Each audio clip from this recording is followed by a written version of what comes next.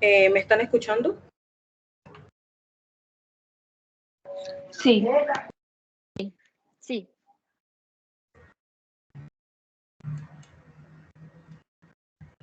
¿Me están escuchando? Sí, te estamos escuchando. Ah, Sí. listo. Ok.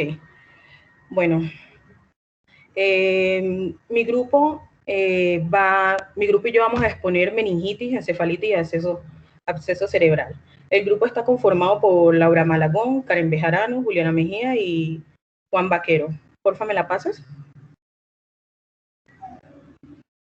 Bueno, tenemos la meningitis. Pásala, por favor.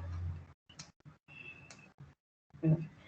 La meningitis y la encefalitis son infecciones del sistema nervioso central potencialmente peligrosas para la vida, debido a que ellas tienen una alta morbilidad y una alta mortalidad.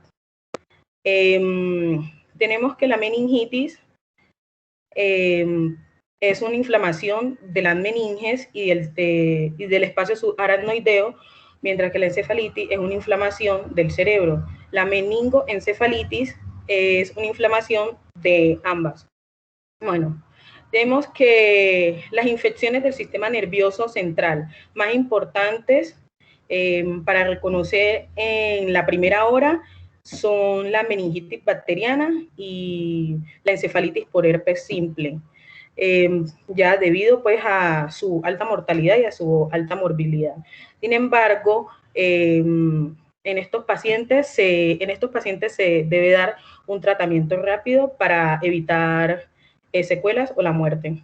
Pásamela, por favor. Bueno, debido a su mortalidad, se creó un algoritmo de soporte vital neurológico de emergencia. Este protocolo se hace tanto para meningitis como para encefalitis.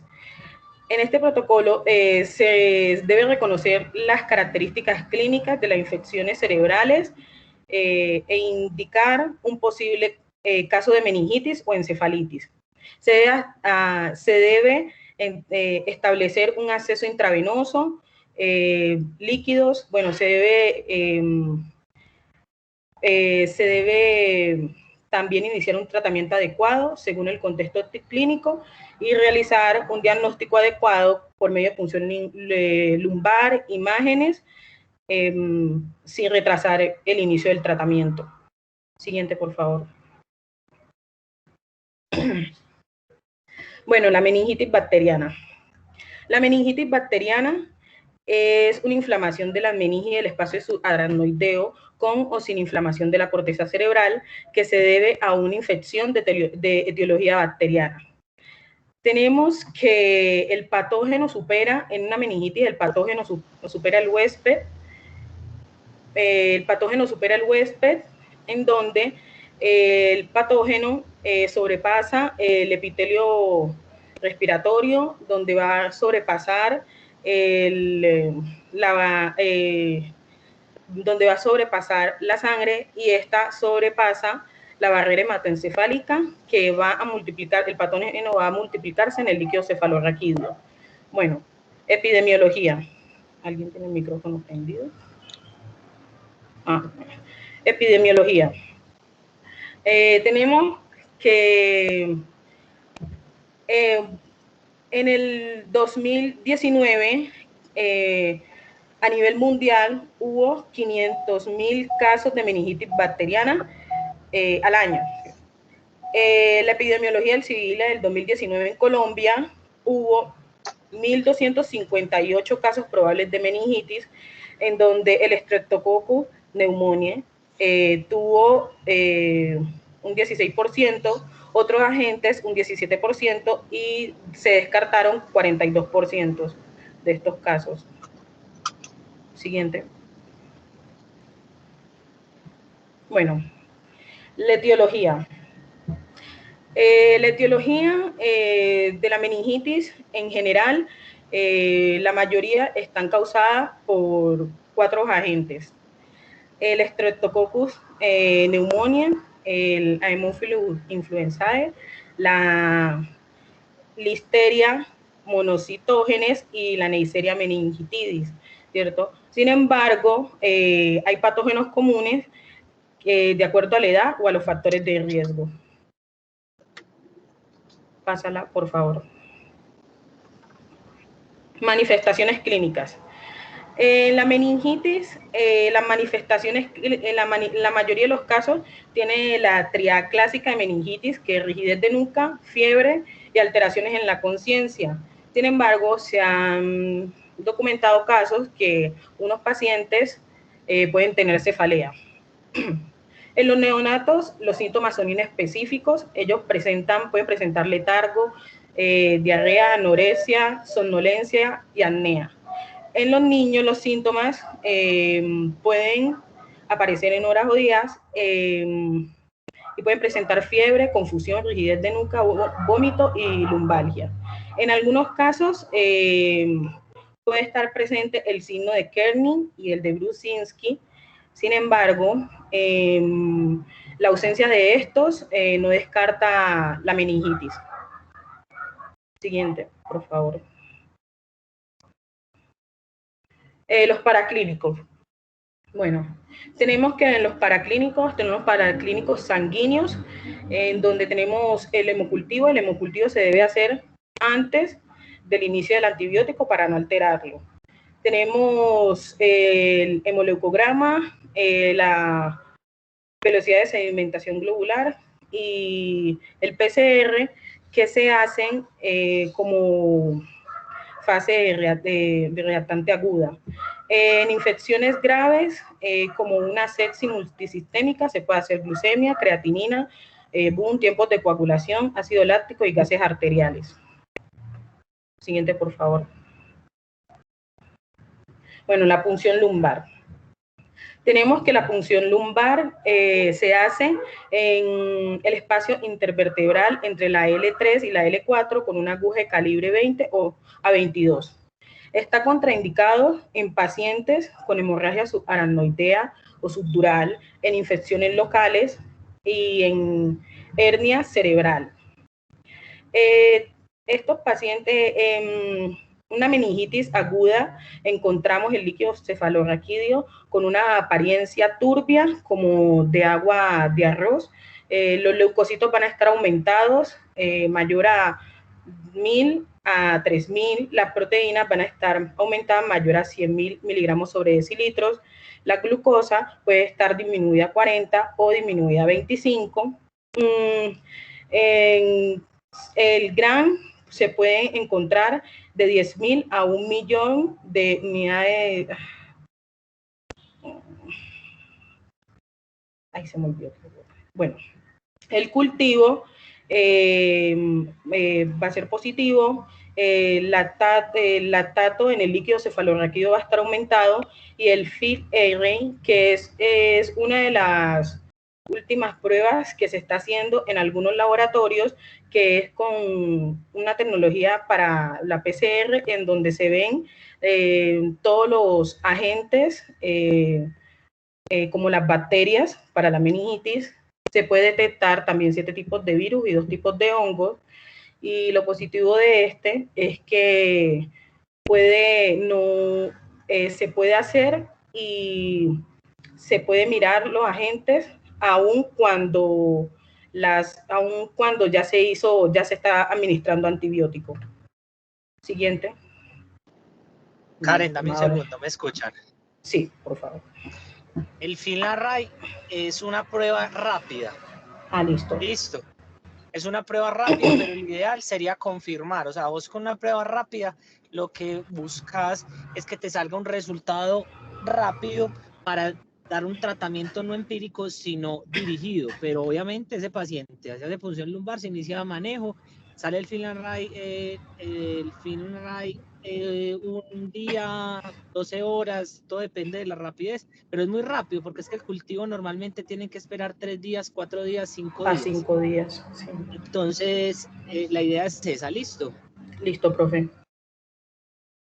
Bueno, en esta tabla podemos ver los hallazgos del líquido cefalorraquídeo en las diferentes meningitis.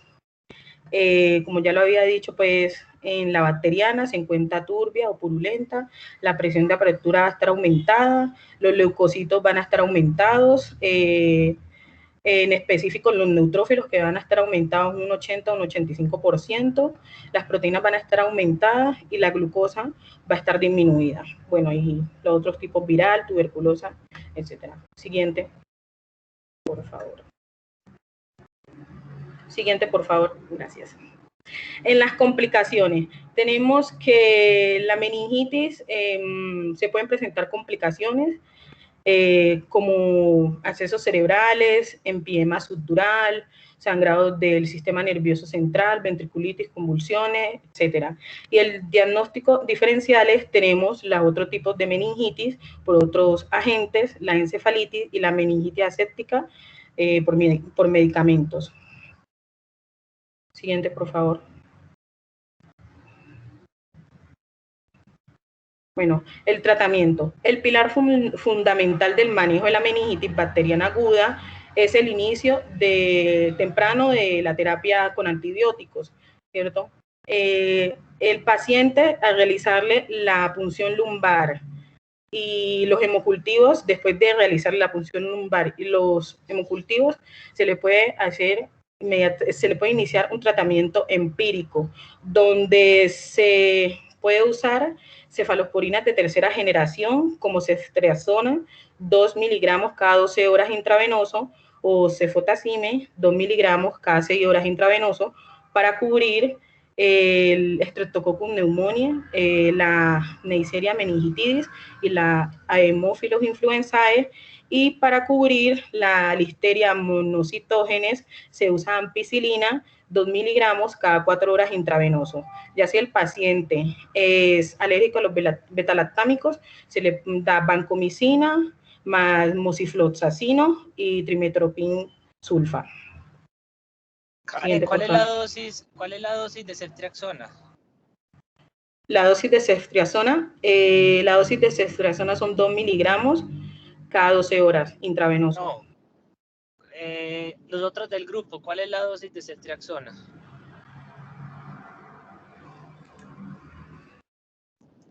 ¿Alguno del grupo?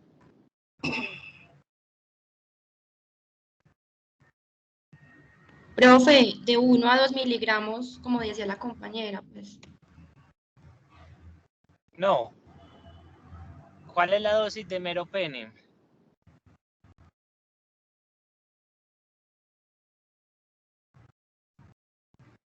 La dosis de meropenem es de 2 miligramos, 2 gramos, perdón, intravenoso cada 8 horas. Sí. ¿Cuál es la dosis de vancomicina?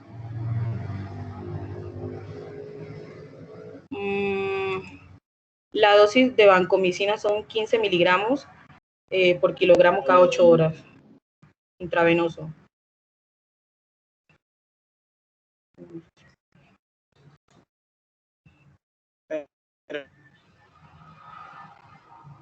Perfecto, son 2 cada 12 horas, o sea, 2.000 miligramos. De acuerdo, lo tiene que saber. Si el paciente está críticamente enfermo, o sea, si el paciente llega chocado, usted le da una dosis de carga. Una dosis de carga me refiero a digamos, en ceftriaxona, 2 gramos de una.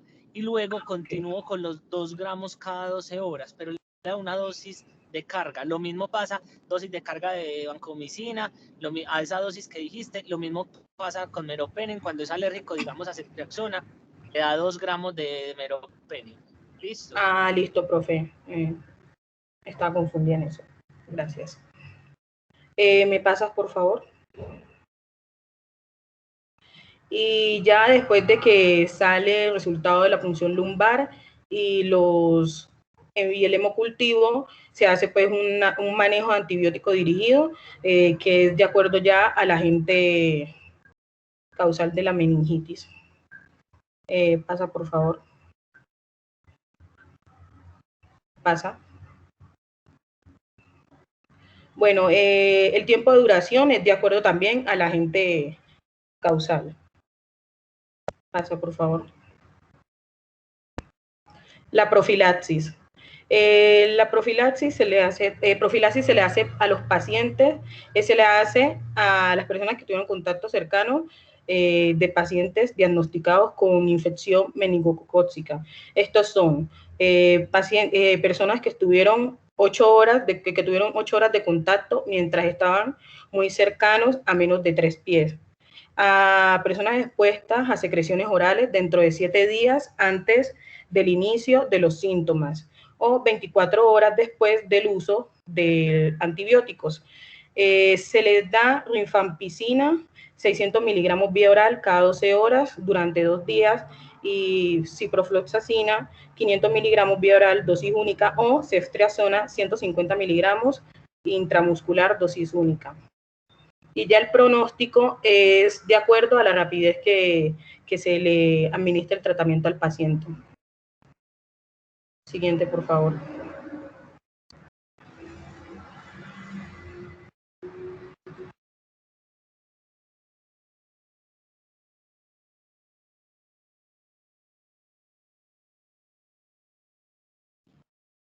Bueno, yo les voy a hablar un poco de meningitis postquirúrgica. Siguiente, por favor.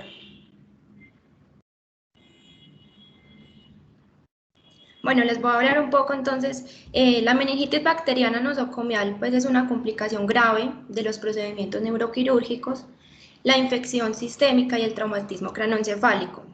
Esta representa pues aproximadamente el 0.4% de todas las infecciones nosocomiales, pero en entornos hospitalarios pues urbanos, grandes, puede representar hasta el 40% de los casos de meningitis bacteriana, la mayoría de los cuales van a ocurrir pues después de los procedimientos neuroquirúrgicos.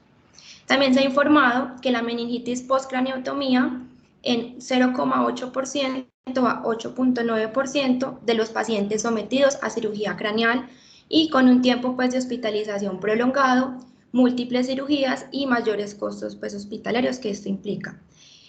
Pueden pues conducir a una morbilidad severa y a una alta mortalidad que se incrementa hasta en un 35%. También los microorganismos más comunes cultivados en pacientes después de una craneotomía son el Staphylococcus aureus y el Staphylococcus epidermidis.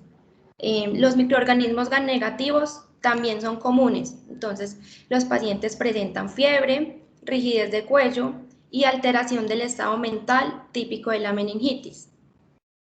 También la punción lumbar se puede realizar de forma segura en la mayoría de los pacientes después de una craneotomía, en particular pues en aquellos en los que se ha resecado una masa y en quienes se ha descomprimido el cerebro. De los casos de meningitis, un tercio pues ocurrió de la semana de la cirugía, un tercio en la segunda semana y otro tercio después de 2 semanas. Siguiente, por favor. Entonces, la meningitis inducida por drenaje ventricular externo, esto es un procedimiento pues quirúrgico, esto permite pues como el drenaje continuo del líquido cefalorraquídeo y consiste pues en la colocación de un catéter en el ventrículo pues como lateral. Entonces, la tasa de infección asociada a los drenajes ventricular externo, pues sea meningitis o ventriculitis, varía pues como en la literatura del 8 al 23%. El riesgo de tales infecciones aumenta con mayor frecuencia de muestreo pues, del líquido cefalorraquídeo y una mayor duración del drenaje mayor a 11 días. Entonces, con un aumento diario de la tasa de infección hasta el día 11. Aunque algunos estudios han demostrado una relación entre la duración de los drenajes ventricular externo y la infección. La conveniencia del intercambio del catéter profiláctico es algo pues, que todavía está en controversia. La ventriculitis pues, inducida por drenaje ventricular externo debe considerarse en el diagnóstico diferencial de un paciente con este drenaje que presenta pues, signos y síntomas de infección. Siguiente. En cuanto a la etiología, la meningitis postquirúrgica es causada principalmente por organismos cutáneos como los estafilococos coagulasa negativas Staphylococcus aureus y Staphylococcus epidermides y Propionibacterium agnes. Sin embargo, un porcentaje nada despreciable de infecciones es causado por bacilos gram negativos. Entonces aquí tenemos el Staphylococcus aureus, Staphylococcus epidermides, Enterobacter, Acinetobacter baumannii, Streptococcus, E. coli, Proteus mirabilis, Propionibacterium agnes, Acinetobacter baumannii, Klebsiella, Serratia y Pseudomonas aeruginosa. Siguiente,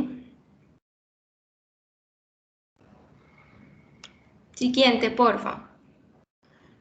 Bueno, en cuanto a los factores de riesgo, la anterior, porfis. En cuanto a los factores de riesgo significativos, pues identificados en la literatura, incluyeron el drenaje extraventricular, fístula de líquido cefalorraquídeo, esteroides perioperatorios y tiempo quirúrgico superior a 4 horas. También están las estancias hospitalarias largas, UCI e intubaciones orotraqueales prolongadas. Entonces, también está duración de hospitalización prolongada, estancia mayor en UCI, lo de la intubación. Y en cuanto a la fístula del líquido cefalorraquídeo, pues se define que es como una salida normal hacia el exterior del líquido cefalorraquídeo, lo que conocemos como otorraquia o rinorraquia. Craneotomía mayor, cirugía por trauma y fracturas abiertas de cráneo, duración de la cirugía más de 4 horas, como ya lo había dicho, técnicas invasivas de monitorización, cirugía transesfenoidal, reintervenciones y hemorragia subaracnoidea espontánea. Siguiente, porfa. En cuanto al cuadro clínico, característicamente hay cefalea, rigidez de nuca, fiebre, la fístula del líquido cefalorraquídeo, alteración pues de la conciencia y déficit neurológico, vocalizaciones. Siguiente, porfa. Entonces, en cuanto al diagnóstico, a diferencia de la meningitis adquirida en la comunidad, la meningitis postquirúrgica representa más dificultad diagnóstica. Entonces, frecuentemente los pacientes neuroquirúrgicos están bastante enfermos al principio, a menudo están febriles, neurológicamente comprometidos, tienen múltiples fuentes potenciales de infecciones y múltiples afecciones no infecciosas, que estas pueden causar pues como fiebre.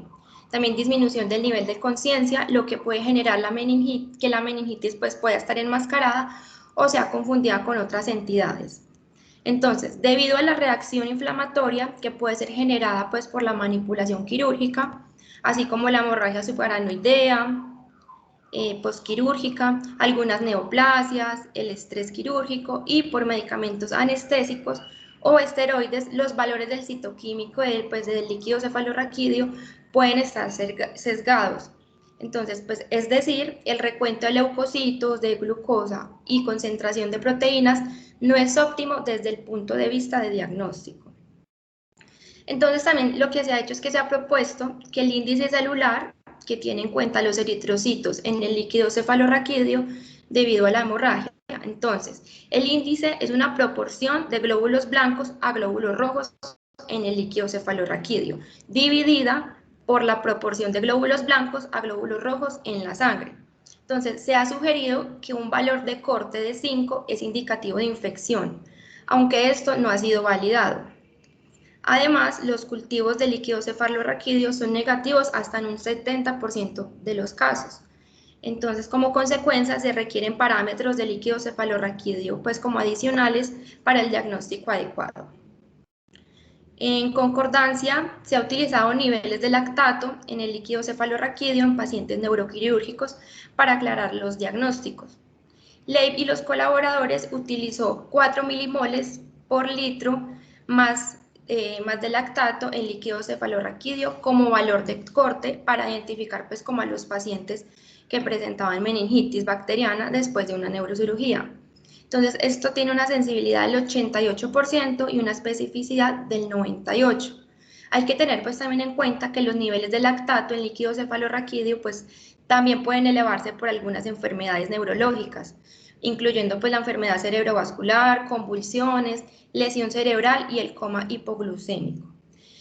Dado esto, entonces, en el 2017, Hernández y colaboradores publicaron un estudio realizado en 4 unidades de cuidados intensivos aquí en Medellín, con una muestra de pacientes con antecedentes de procedimientos neuroquirúrgicos que fueron seleccionados pues, al inicio de los síntomas febriles o después de un aumento de los reactantes de fase aguda. Entonces, un total de 154 pacientes tuvieron una muestra de este estudio y se desarrolló un método final con 6 variables para la regla de predicción. Las 6 variables es lo que vemos acá en la diapositiva. Entonces, lo primero es el diagnóstico de hemorragia subaracnoidea espontánea, daría un punto. PCR igual o mayor a 6 miligramos por decilitro, daría un punto. Relación glucosa, líquido cefalorraquídeo, glucosa sérica menor o igual a 0.4 milimoles por litro, daría un punto. Fístula de líquido cefalorraquídeo, 1.5 puntos. Neutrófilos en líquido cefalorraquídeo mayor o igual al 50%, 1.5 puntos. Y lactato en el líquido cefalorraquídeo mayor o igual a 4 milimoles por litro, daría pues como 5 puntos. Siguiente, porfa.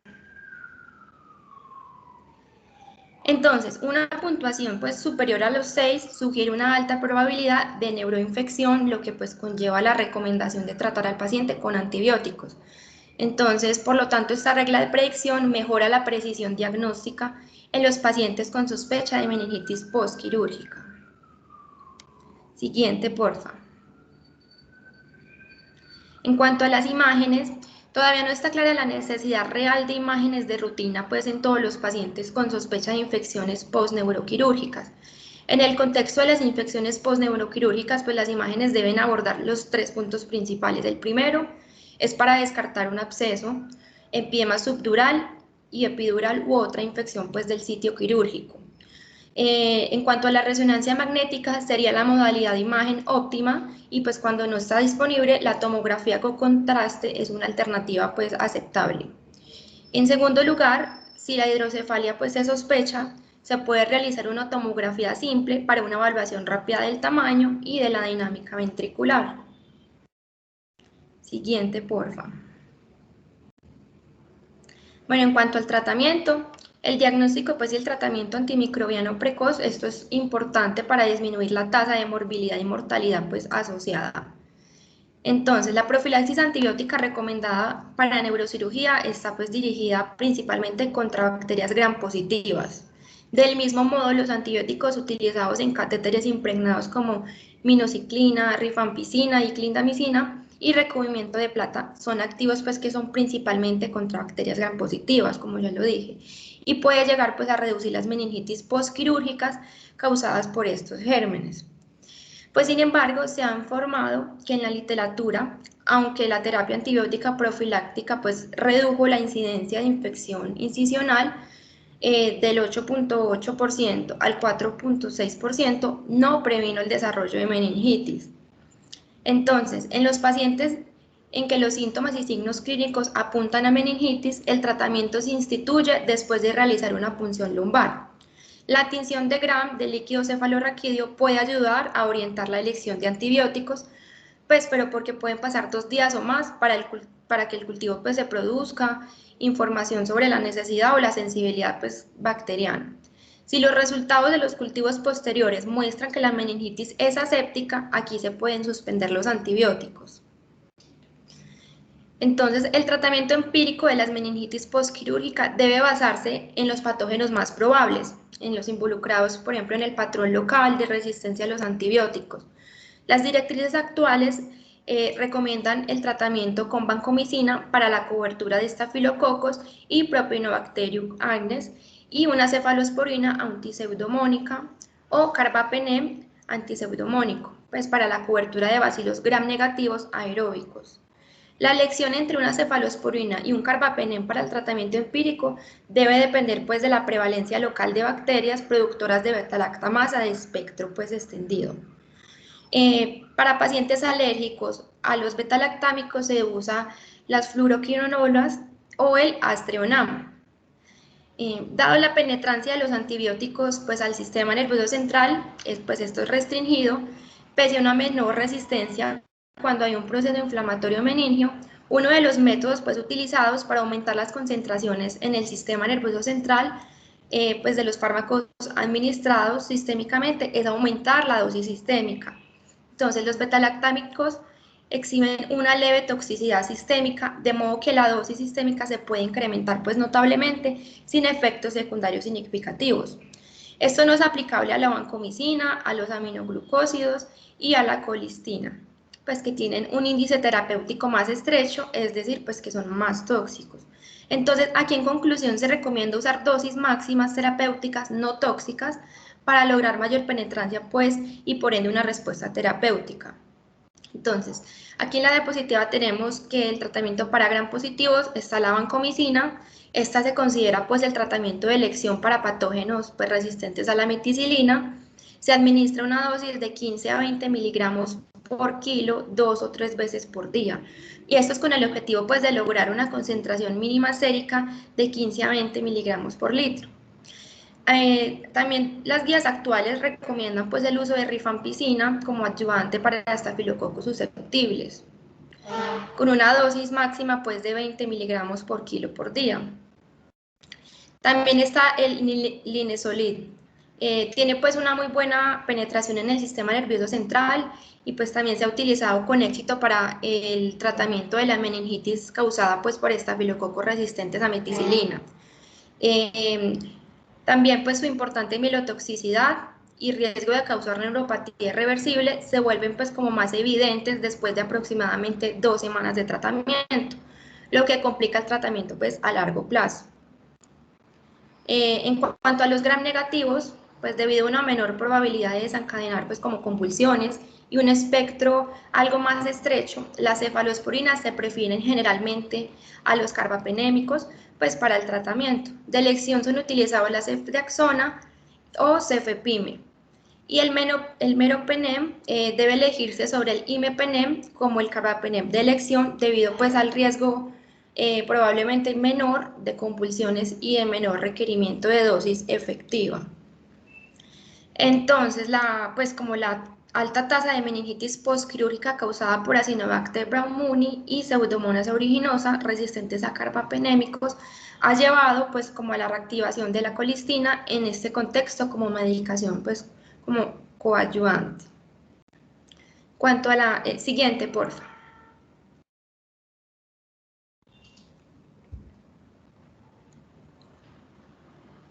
Siguiente, porfa. Eso, ahí. Bueno, en cuanto a la ventriculitis, en los pacientes con diagnóstico de ventriculitis, el tratamiento de esta afección aún no está pues como estandarizado. Implica pues la extracción o el intercambio del catéter y la administración de antibióticos intravenosos. La terapia inicial pues está dirigida a patógenos comunes, generalmente utiliza pues la cobertura de microorganismos gram positivos como terapia de primera línea. Entonces, dada la escasa penetración de los antibióticos en el líquido cefalorraquídeo, la adición de terapia intratecal o intraventricular a los antibacterianos intravenosos parece pues como intuitiva, pero puede estar asociada con un mayor riesgo de infecciones secundarias y toxicidad neurológica. Los antibióticos intratecales administrados a través del drenaje ventricular externo pueden ser pues deseable, pero en este enfoque no está estandarizado. Siguiente.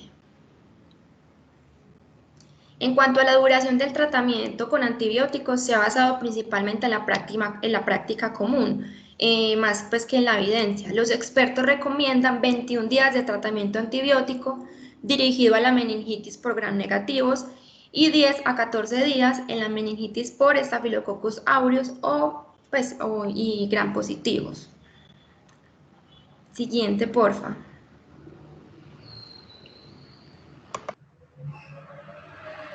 Encefalitis.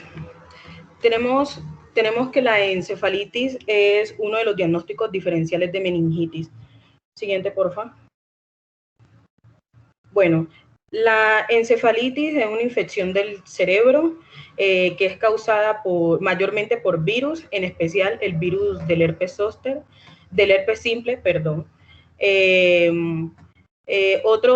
Otras causas pueden ser bacterias, espiroquetas, rickettsias, hongos y protozoos. Los signos y síntomas de la encefalitis son similares a las de la meningitis, sin embargo, en estos van a haber alteraciones corticales, alteraciones del nivel de conciencia y convulsiones. El diagnóstico puede ser por punción lumbar, puede ser también por resonancia magnética y tomografía computarizada. Bueno, en este podemos observar un paciente con encefalitis por herpes, en donde se le hizo una tomografía computarizada y una resonancia magnética. En el panel A encontramos la tomografía computarizada de la cabeza, nos muestra un edema extenso que afecta el lóbulo temporal medial derecho con conversión hemorrágica. Y el panel B es una resonancia magnética cerebral que nos muestra un extenso edema vasogénico que afecta los lóbulos temporales medial derecho y orbitofrontal medial derecho, lo que sugiere una encefalitis por herpes. Siguiente, por favor. Siguiente, por favor. Bueno, el tratamiento es igual a la meningitis, pues va dirigido de acuerdo al agente causal. Cuando es por herpes simple, se da aciclovir 10 miligramos, kilogramos intravenosos cada 8 horas. Y ya, el resto siguiente, por favor. Siguiente. Listo. Siguiente, por favor.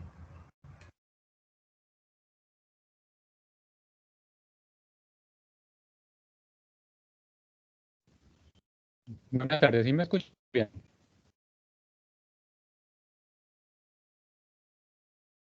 Hola, ¿me escuchan? Sí, sí te escuchamos. Bueno, pensé que no. Bueno, yo les vengo a hablar un poco de absceso cerebral. ¿Qué es el absceso cerebral? Esta enfermedad está definida como una infección intracerebral focal. Esta se caracteriza por una colección de material purulento dentro de una cápsula vascularizada. Esta es una entidad clínica grave y potencialmente mortal, que implica un reto diagnóstico para el personal de la salud. Ya sabemos cuáles son las manifestaciones clínicas que hablaré más adelante. Siguiente, por favor. Bueno, un poco de epidemiología. Esta enfermedad desde el siglo pasado. Tiene una relación de género masculino-femenino de 2 o inclusive 3 a 1. Y la edad promedio de esta enfermedad, que se presenta esta enfermedad, varía entre los 30 y 40 años. Vale la pena aclarar que esto se puede presentar a cualquier edad. Muy bien. Factores de... En el 86% de los pacientes de absceso cerebral, el resultado de factores predisponentes son principalmente la inmunosupresión o por medicamentos o enfermedades. ¿Cómo que enfermedades? Infecciones sistémicas, como endocarditis o bacteremia. Puede ser por el resultado de alteraciones de la barrera protectora que rodean el cerebro como tal, como por ejemplo, también está la diseminación hematógena. Esta es evidenciada en el 33% de los casos, siendo los focos primarios, como dije, la endocarditis, la infección pulmonar y por último la infección dental. Siguiente, por favor. Bien, bueno, esta enfermedad se caracteriza por 4 estadios de la enfermedad. El primer estadio de la enfermedad es la cerebritis temprana. Esta la vamos a encontrar entre el primer y cuarto día de la enfermedad. Esta etapa se caracteriza por un aumento en la permeabilidad de los vasos sanguíneos sin angiogénesis. De esta manera va acumulando neutrófilos, necrosis tisular y edema. En este momento se inicia la activación de microglías y eritrocitos, los cuales se mantienen activos durante todo este primer proceso de enfermedad. Siguiente diapositiva, por favor.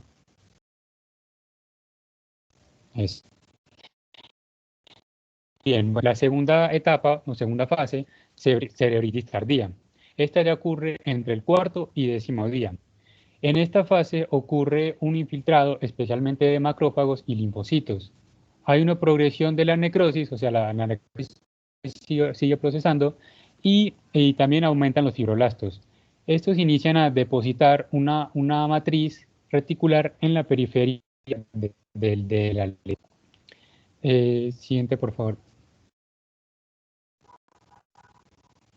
Bien, bueno. Ahora fase 3 o estadio 3. En la fase 3 va a tener la formación de una cápsula inicial. Esta ya se da entre el día 11 y 14.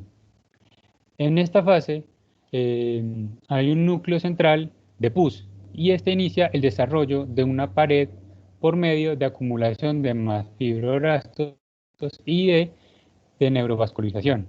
De esta manera se encapsula la lesión o se envuelve, por así decirlo, y la cápsula consta de una red de reticulina con escaso colágeno. Y bueno, por último, la fase 4 o estadio 4, que esta ya es la formación que esta ya es del día 14 en adelante. Aquí lo que vamos a encontrar es que la cápsula del absceso se vuelve más gruesa y ya sea contenido de...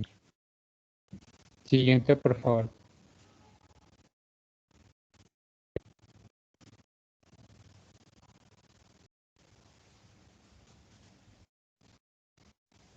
Ya cambió que no me cambia. Ah, ya. Bueno, bien, entonces lo que les decía. Manifestaciones clínicas. Las principales manifestaciones clínicas, la duración media de estos síntomas en estos pacientes con absceso cerebral son aproximadamente 8 días. Los síntomas y signos clásicos de los abscesos cerebrales son 3, el cual la principal es la cefalea, que ocurre en el 69% de los casos. Luego vamos a tener fiebre en el 53% de los casos y un déficit neurológico focal en un 48% de los casos.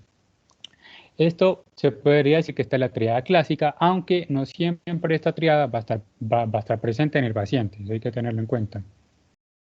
Siguiente. Bien, vamos a tener ayudas diagnósticas, como cuáles, la tomografía. La tomografía está durante la fase de cerebritis temprana. Se evidencia un área de atenuación baja mal definida con patrón variable y de contraste medio a bajo. Durante la fase de cerebritis tardía, en el TAC sin contraste hay presencia de edema bajo atenuación y mal definido. Siguiente, por favor.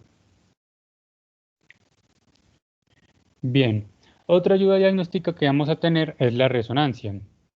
La resonancia magnética. Bueno, la resonancia magnética está más sensible que la tomografía. En esta la detección de abscesos cerebrales porque tiene una mayor sensibilidad a comparación del y a los cambios en contenido de agua en los tejidos.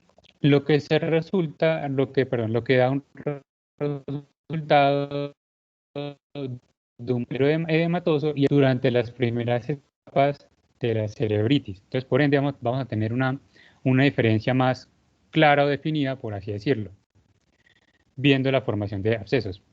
Siguiente, por favor.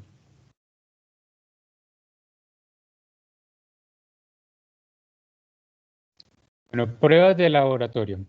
Acá se puede hacer el análisis del líquido cefalorraquídeo, que puede revelar pleocitosis, proteínas elevadas, glucosa disminuida, pero será normal en una proporción significativa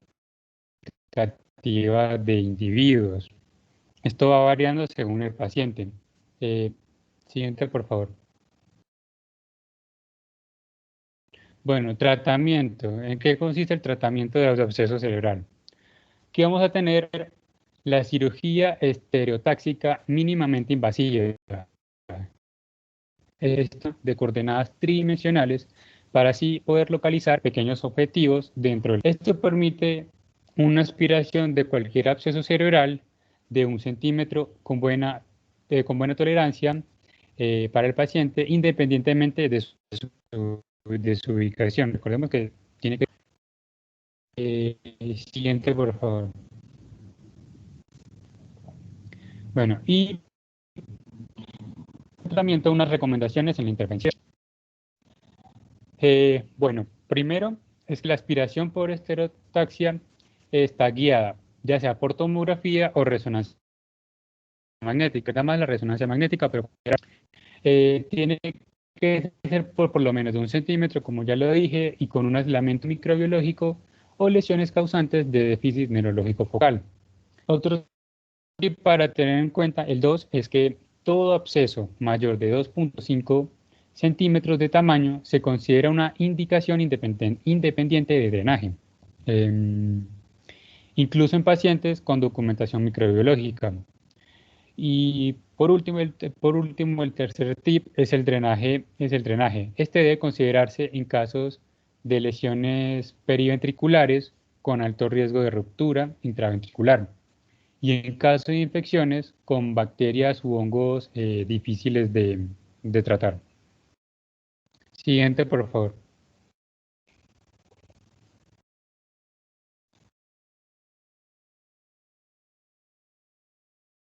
¿Me están escuchando? ¿Me escuchan? Hola. Sí. Bueno, y por último les vengo a hablar un poco sobre absceso epidural espinal. Entonces, es una acumulación de pus que afecta con mayor frecuencia el espacio epidural posterior a la columna toracolumbar. Se considera como una emergencia neurológica y es muy importante que el diagnóstico y la intervención sea de manera temprana, ya que voy a obtener mejores resultados. Porque cuando tengo un déficit que me está causando una compresión, que además me está causando un compromiso vascular de la médula espinal, como de la cola de caballo, una vez estos presentes pueden ser permanentes. Siguiente, por favor. Bueno, entonces, en las últimas décadas hay un aumento en la incidencia de absceso epidural espinal y se ha atribuido a una mayor prevalencia de los factores predisponentes, que más enseguida se los voy a comentar. Se hizo un estudio retrospectivo en un centro médico y la incidencia de absceso epidural espinal se aumentó de 2.5 a 8.0 por 10.000 ingresos entre el año 2005 y 2015. Las tasas de mortalidad se acercan alrededor de un 20% y la discapacidad neurológica después de la recuperación afecta aproximadamente a la mitad de los pacientes. Siguiente, por favor. Entonces, la puerta de entrada más común para el absceso epidural es la diseminación hematógena, que compromete aproximadamente la mitad de los pacientes, seguida por una diseminación contigua de una infección local adyacente e inoculación iatrogénica. Y por último, tenemos que en un tercio de los pacientes o más no se identifica la causa de infección. Siguiente, por favor. Bueno, entonces en los agentes patógenos tenemos el más común, que es el Staphylococcus aureus, que está en un 60%, seguido por un Staphylococcus aureus meticilin resistente, que está en un 40%, unos bacilos gram negativos, que están en un 16%, unos streptococcus en el 9%, unos anaerobios en el 2%, y con menor frecuencia tenemos los hongos y los parásitos. Siguiente, por favor. Entonces, como ya les había mencionado, hay unos factores predisponentes que me van a llevar a un absceso epidural espinal. Entonces, el más común y el más frecuente y el más importante además son los procedimientos e instrumentación espinal. ¿Cuáles son estos? Pues hay muchos, pero el más importante son los catéteres epidurales y la punción lumbar. También tenemos las infecciones contiguas de hueso y partes blandas. Tenemos la bacteriemia, el uso de drogas inyectables, el uso de alcohol, cáncer, diabetes mellitus, infección por VIH y el uso de corticosteroides. Siguiente, por favor. Bueno, entonces hay una triada clásica que es fiebre, dolor de espalda y déficit neurológico, pero la sensibilidad de esta triada es muy baja. Solo se encuentra en el 2 al 33% de los casos, porque sus síntomas son muy inespecíficos, como el dolor de espalda, que es un síntoma de presentación muy común, y también la fiebre, que esta puede estar ausente en el 50% o más de los casos, especialmente al principio del curso. puede ocurrir una amplia gama de déficits neurológicos en el absceso epidural espinal, que van desde debilidad motora focal, una alteración sensorial, hasta disfunción urinaria e intestinal. Los pacientes que presentan dolor lumbar focal deben someterse a un examen neurológico completo que incluya función motora, sensorial y los reflejos correspondientes al nivel espinal que están potencialmente afectados. Le haríamos normalmente como la conocemos, como la escala del Asia. Siguiente, por favor. Bueno, en ayudas diagnósticas tenemos que la resonancia magnética con contraste es la modalidad de imagen preferida y es muy sensible al absceso epidural espinal. Si esta no está disponible, se debe realizar una tomografía computarizada con contraste. Es muy importante mencionarles que la mayoría de los abscesos epidurales involucran uno o dos niveles vertebrales. Además, se debe realizar unas pruebas de laboratorio pues, complementarias en casos de sospecha de absceso epidural espinal, aunque la especificidad y la sensibilidad es muy limitada. Entonces, se le pediría un hemoleucograma porque posiblemente el paciente puede tener una leucocitosis periférica, se le pediría marcadores séricos de inflamación como el BSG o el PCR, que estos están elevados en un 90% de los casos, y se debe pedir un hemocultivo antes de iniciar un tratamiento antimicrobiano empírico en todos los casos de sospecha de absceso epidural espinal. Algo muy importante mencionarles es que la punción lumbar está contraindicada. Como les había dicho, puede dar un riesgo muy importante para hacer una diseminación de la infección y que además hay un bajo rendimiento en cultivos. Siguiente, por favor. Bueno, entonces el tratamiento, el objetivo principal del tratamiento es un abordaje médico y quirúrgico combinada con la erradicación de la fuente primaria de la infección. Se busca principalmente el drenaje quirúrgico y la descompresión del absceso en un déficit neurológico agudo o progresivo. Siguiente, por favor. Bueno, entonces, como ya le había dicho, hay una alternativa a la descompresión quirúrgica, que es la aspiración por aguja guiada con imágenes mediante una laminectomía u otras técnicas, y se reserva para pacientes neurológicamente intactos con un absceso epidural posterior accesible o en aquellos con alto riesgo quirúrgico. En determinados casos se puede considerar un enfoque conservador de terapia antimicrobiana intravenosa y hacerle una observación clínica, pero se hicieron un estudio y llegaron principalmente que tenían pues que llevó a dos cosas muy importantes. La primera es que encontraron factores de riesgo asociados al fracaso del tratamiento médico, y algunos son la edad, que son pacientes mayores de 65 años, una presencia de debilidad, déficit sensorial, lesión medular, causantes de patógenos como Staphylococcus aureus metil resistente, diabetes mellitus, entre otras.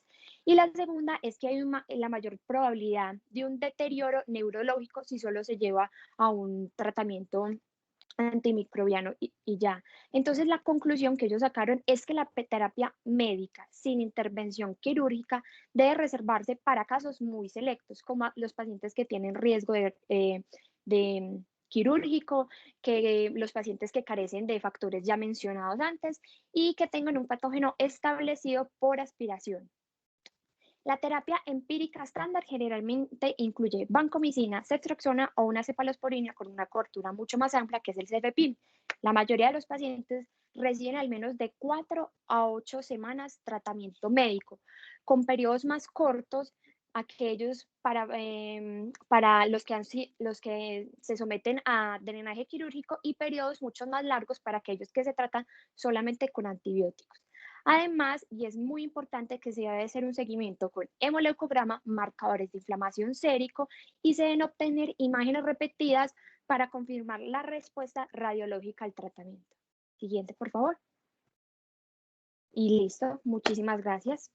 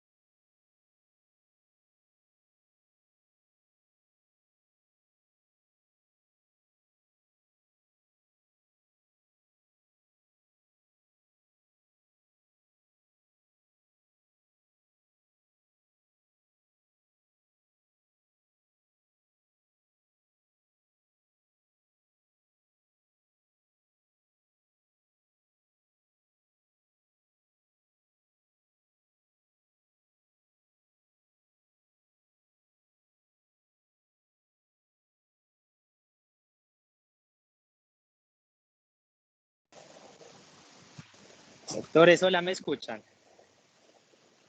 Sí, profe, la Sí, escuchamos. profe. Sí, profe. Uy, bueno, tocó salirme casi hasta la puerta del hospital. Bueno, no, preguntas, dudas.